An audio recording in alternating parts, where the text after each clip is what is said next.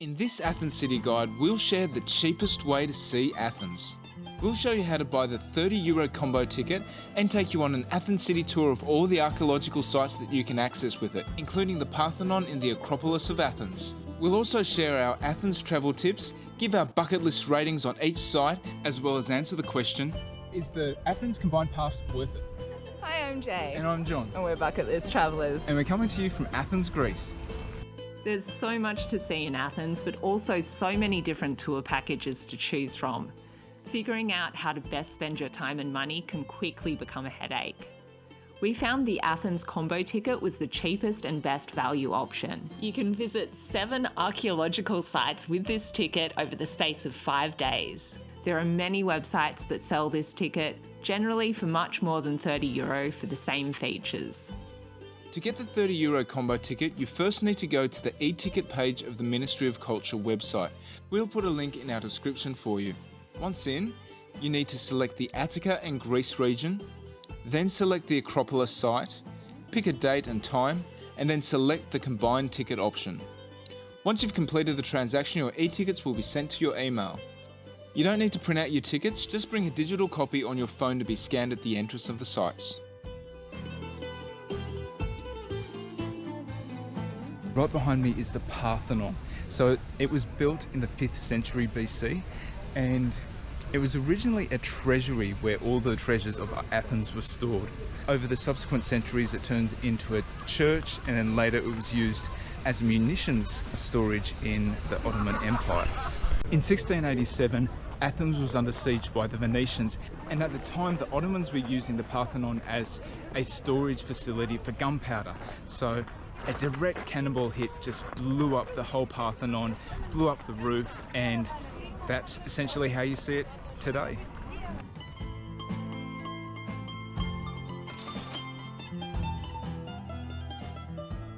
Okay, it's time for a not so humble brag.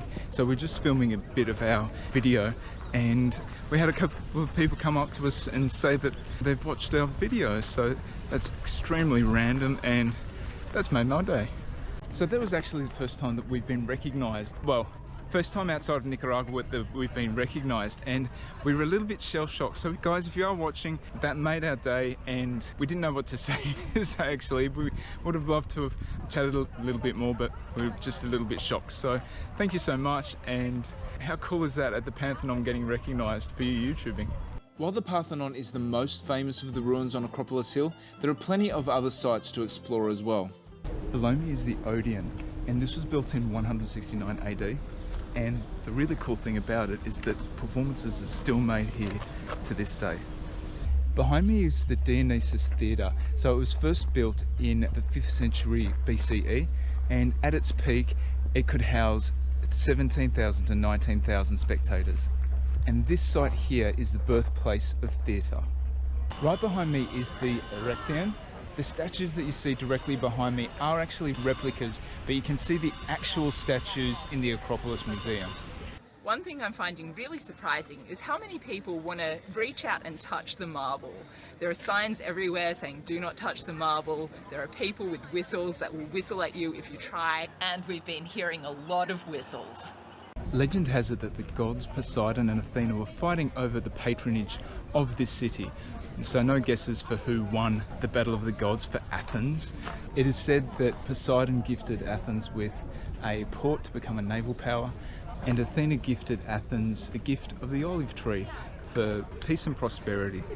So Jay, what did you think of the Acropolis and the Parthenon? Well, this is an absolutely amazing place. Definitely one for your bucket list. It's massive, it's still really intact.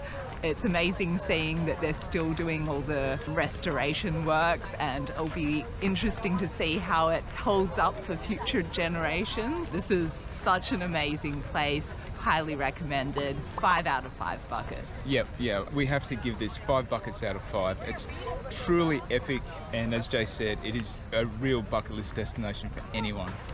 So just a few tips for you. It's best to come early in the morning. It opens at 8 a.m. So we came around 8 a.m. and there's still heaps of people. So you will miss the massive crowds, but You'll have a little bit of space to yourself. Yeah, that's true. And there's not much shade here either, so make sure you have a hat, sunscreen. I saw one person carrying an umbrella. I think he's over there. So that's handy as well. There's not too much shade either, so yeah, it really is best to come first thing in the morning. And bring plenty of water with you as well, and make sure you bring your walking shoes, something with a lot of grip, because that marble is slippery as well. So it's around 11 a.m. and there is a line this big to get out of the Acropolis. So try and leave before 11 a.m. if you don't want to spend half an hour in a line.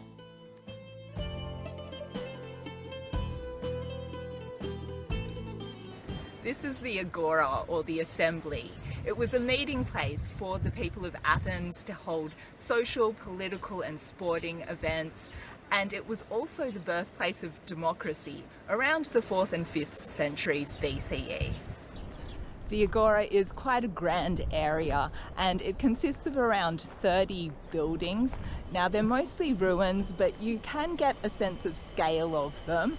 There are a couple that are fairly intact as well, and you can really get a sense of what the area was like back in ancient times. Entry to this area is €10, or you can come here as part of the combined entry pass.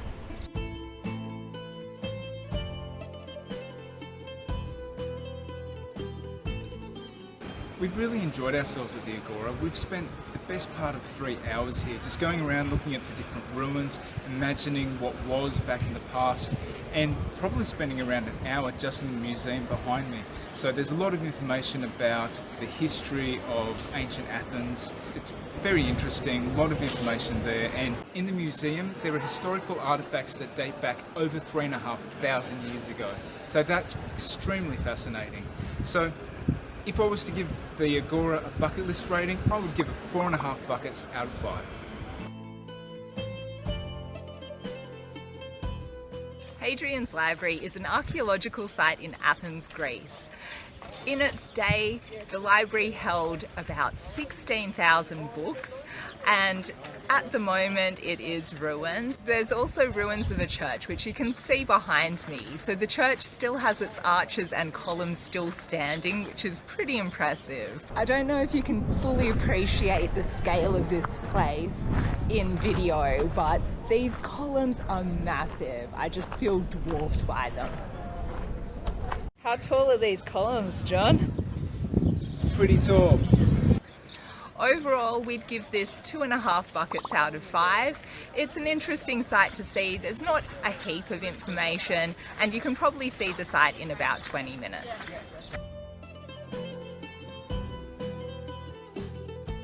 I'm in the Roman Forum, or the Roman Agora, which was built around the start of the millennium. You may recall the Greek Agora before, so that was a place of commerce that was done between the 4th and 5th century BC and later.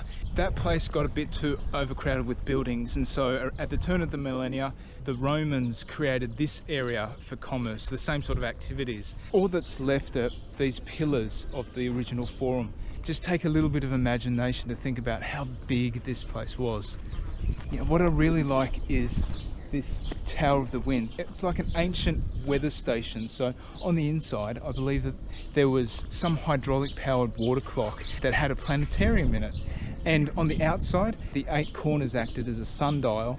And then at the top of the tower, you've got representations of the 8 winds. Over the centuries, the Tower of the Winds got turned into a Christian church, and then during the Ottoman Empire it turned into an Islamic religious temple, and I believe it was used by the whirling dervishes. So entry to the Roman Forum was €8 on its own, and it's not a very large area in the scheme of things. It probably takes you around 20 minutes just to look around and read the signposts. So in terms of a bucket list score, I'd give this 3 buckets out of 5.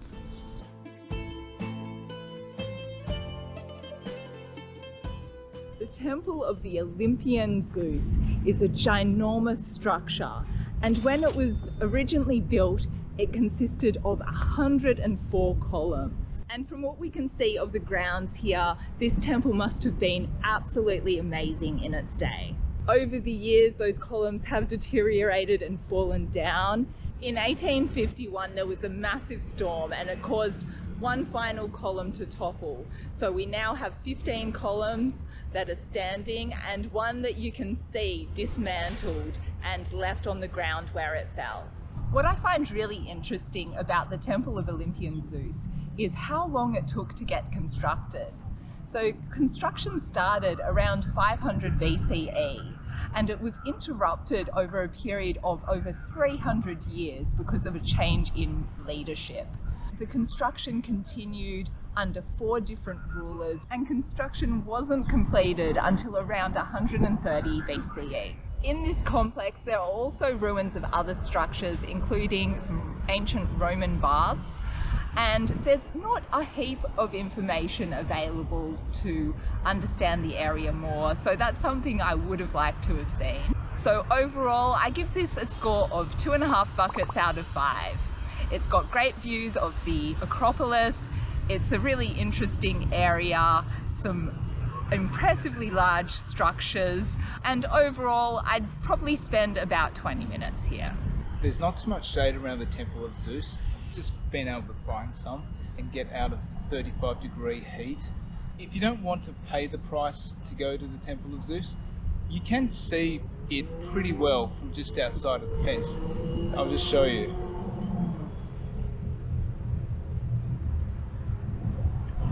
So as you can see, you can just rock up to the fence, take a few happy snaps, and you've done the Temple of Zeus.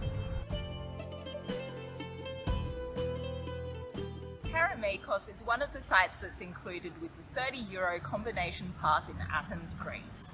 This area is known for its pottery, and there's also a cemetery here which dates back to the 4th and 5th centuries BCE. One of the most famous areas is the Street of Tombs. So this is where many prominent families in Athens used to bury their relatives, and they used marble monuments to immortalize their loved ones. One of the most famous monuments is that bull statue, which is behind me. Another aspect of the Kerameikos area is that it was the ancient gateway to the city. So right behind me are the old city walls that were first built in 500 BCE. Throughout the Kerameikos area, there are a couple of signposts that give you a bit of information in English of the particular areas on the site. A visit to the site should only take you around half an hour. Individual tickets for the Kerameikos Cemetery are €6 each. Now, when we visited, unfortunately the museum was closed, which was a real shame because I'm sure it would have given a lot more insight and information about this cemetery.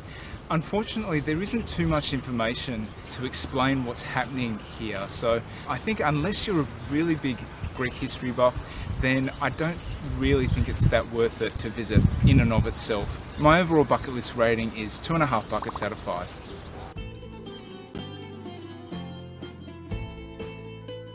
If you want to walk in the footsteps of greatness, come to the Lyceum. This is where one of the greatest minds, Aristotle, would come with his pupils to walk in the gardens and share their thoughts and ideas. This site was only rediscovered in 1996 after excavation work was done in preparation for a museum.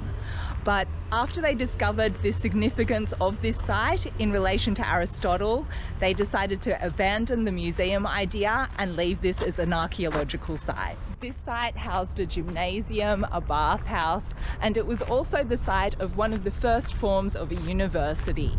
It's really interesting learning about the history of this area, and it is the place where the father of modern science, Aristotle, spent a lot of his time. Socrates also enjoyed spending time here as well. It's a very pleasant area and we really enjoyed relaxing in the gardens.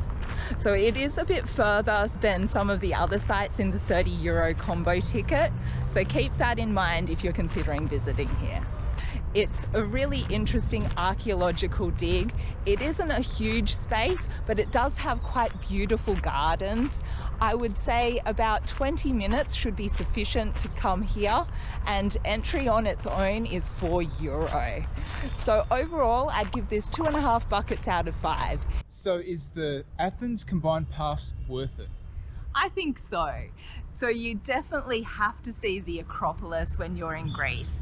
It would be a crime not to see it. It should be on everyone's bucket list, that's for sure. Definitely. Just that on its own is €20. The Agora is very worth it as well, and that's €10. So you're already up to €30 there. You may as well just get the combined ticket and save the hassle of lining up to buy individual tickets. You can skip the queues. So for that benefit, I think it's definitely worth it. All of the other sites that were in the combined pass, look, on their own, I could take it or leave it. I wouldn't pay for them individually. No. They were pleasant, but they weren't must-see items. Yeah, and if you did want to see them but didn't want to have to pay, each of the sites is just separated by a see-through fence, so you can walk up, have a bit of a gander, take a few photos, and I think that should satisfy you. Sufficient. Yeah. With the Acropolis, being able to see it up close is definitely worth it. You can see it from any point in the city, but you don't get a sense of how big it is until you're standing right next to it. Yeah, it's definitely epic. One final aspect to consider for the Athens combo ticket is the time of year you visit Athens. The price for each of the sites we shared is for the peak season, which runs from the 1st of April to the 31st of October. In the off-season, ticket prices are halved, but the combo ticket remains at €30. In this case, we don't think the combo ticket is worth it, and you're better off purchasing individual site tickets. We were able to go around and see each of the different sites over 2 days. They were 2 pretty full-on days, so we were filming as well as absorbing the sites and reading everything. We do like to read a lot. So it is possible to see everything in the one day, but it will be a very, very full-on day for you. So we recommend spreading it out over at least 2 days. The good thing about the combination pass is that you're eligible to use it over 5 days. So it's one visit per site, but spread over the 5 days. So you can do it at your leisure. So we hope you enjoyed this video about Athens, Greece. If you did, please leave a comment and give it a like. And if you want to follow us on our bucket list adventures around the world, then be sure to subscribe. We are Bucket List Travellers. See you next time.